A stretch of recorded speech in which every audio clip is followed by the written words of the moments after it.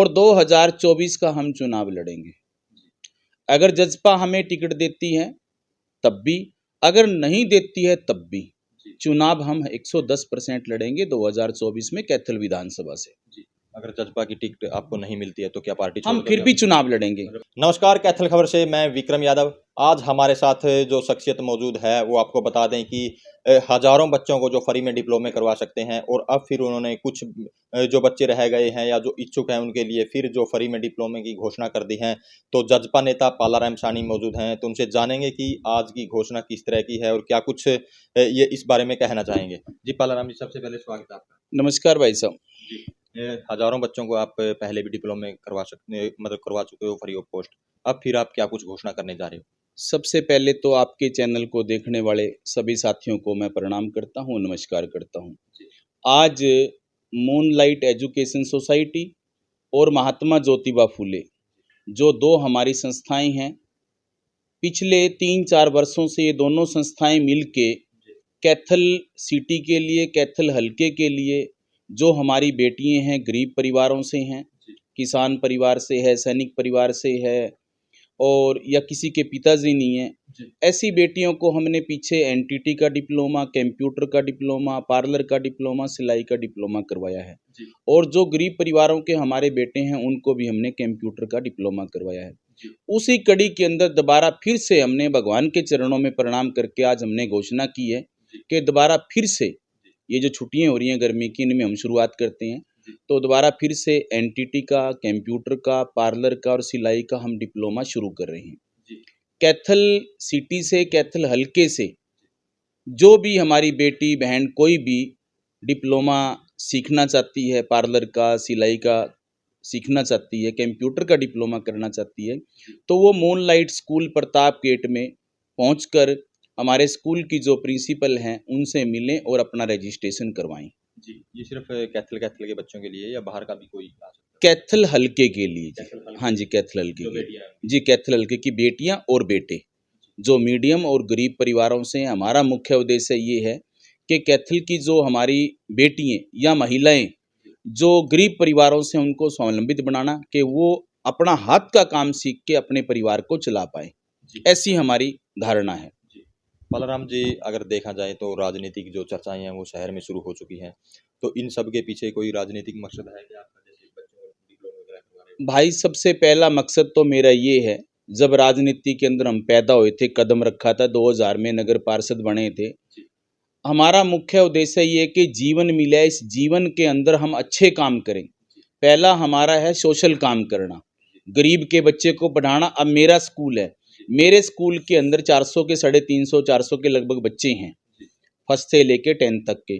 उनमें से 75-76 बच्चे ऐसे हैं जिनको मैं फ्री में शिक्षा दे रहा हूँ, जिनको वर्दी में दे रहा हूँ, किताबें में दे रहा हूँ, उनका एडमिशन नहीं लिया, उनसे मैंने फीस नहीं ली। तो मुख्य उद्देश्य ये है कि सबसे पहले इस जीवन के अंदर हमें अच्छा काम करना चाहिए, राजनीति तो सेकंड स्टेप है जी। तो अब अगर बात करें जजपा पार्टी की, जजपा पार्टी आपने ज्वाइन की थी, तो क्या कुछ मतलब आपका मुख्य उद्देश्य है, किस तरह से आप जजपा में काम कर रहे हैं? जजपा पार्टी मैंने ज्वाइन की थी, जजपा के अंदर हम काम कर रहे हैं और 2024 का हम चुनाव लड़ेंगे। अगर जजपा हमें टिकट देती है तब भी, अगर नहीं देती है तब भी चुनाव हम 110% लड़ेंगे 2024 में कैथल विधानसभा से।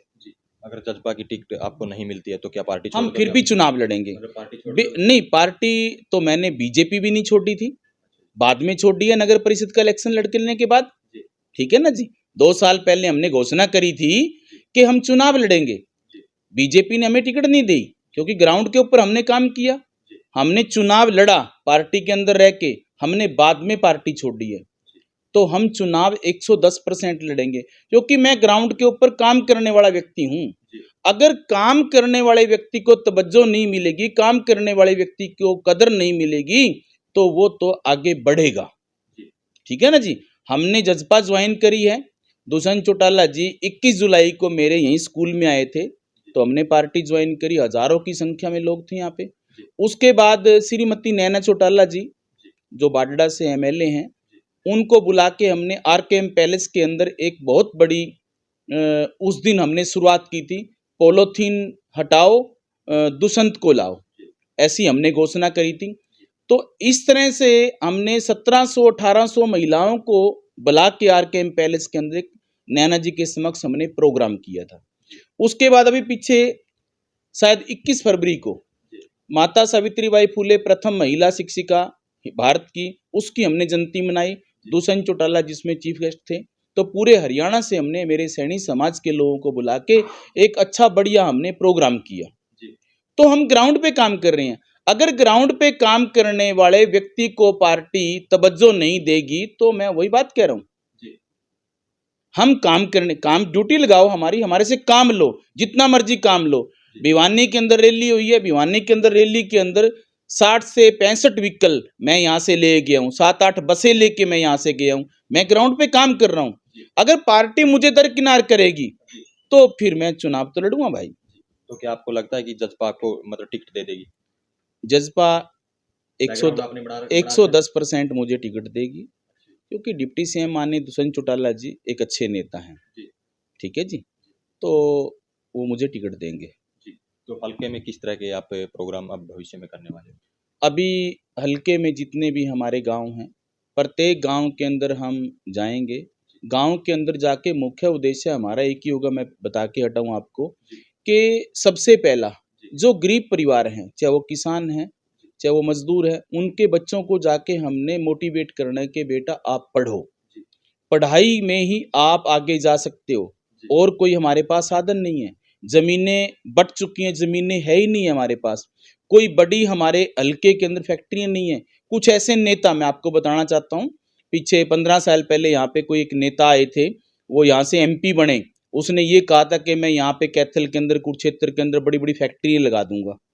यहाँ पे तो कुछ भी कौन नहीं है।